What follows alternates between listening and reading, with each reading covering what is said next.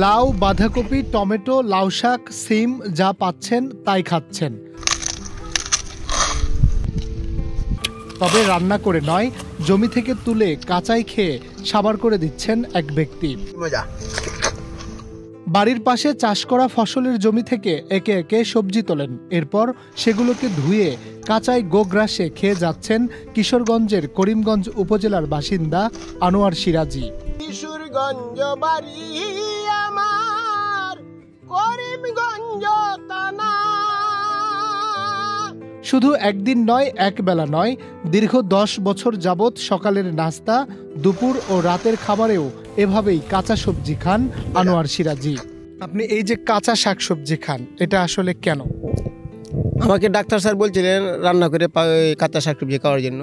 আমি সকালে খাই, বিকালে খাই, সবসময় খাওয়ার চেষ্টা করি, 3 বেলায় আমি খাওয়ার চেষ্টা করি। অসুস্থ আছিল, অসুস্থ তাহলে তো 10 বছর ধরে এই শাকসবজি খাইতেছে। 10 বছর আগে মরণ ব্যাধি হেপাটাইটিস বিতে আক্রান্ত হলে বেঁচে থাকার আশা ছেড়ে দেন চিকিৎসক ও পরিবারের সদস্যরা। 11 বছর পূর্বে আমার যে সমস্যাটা ছিল, আমার শরীরের গলার থেকে ধীরে নিচ পর্যন্ত বড় ফেললাম, টান হয়ে যেত গা, আর রাস্তাঘাটে ফুরে যেতাম গা, খেঁচতাম। এই মানুষে আমার কান্দ করে নিয়ে আসতো বাড়িতে।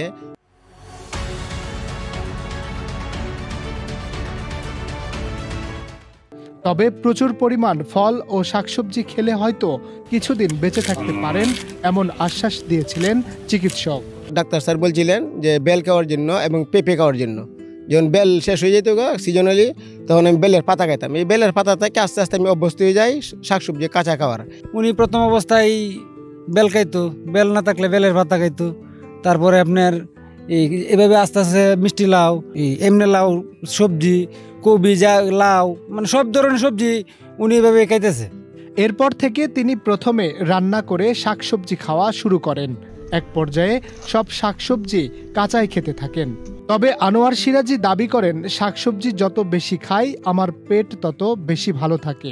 আমি যতদিন বাচ্চা থাকি আমার শাকসবজি কাঁচা খাওয়ানো লাগবো, খাইলে আমার উপকার হয়। যে জিনিসটা আমার উপকার হয় এটা তো আমার করতে হবে। নিজে গোগ্রাসে এমন কাঁচা সবজি খেলেও অন্যদের খেতে নিষেধ করেন আনোয়ার সিরাজি।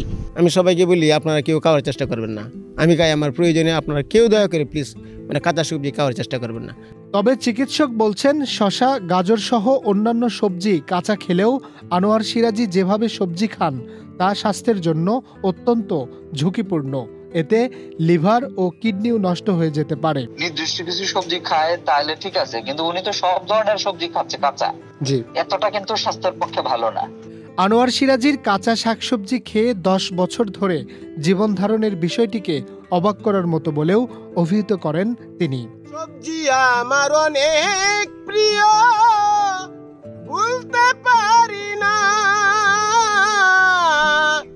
লোকে আমায় মন্দ বলে সইতে পারি না। Harunur Rashid, channel I.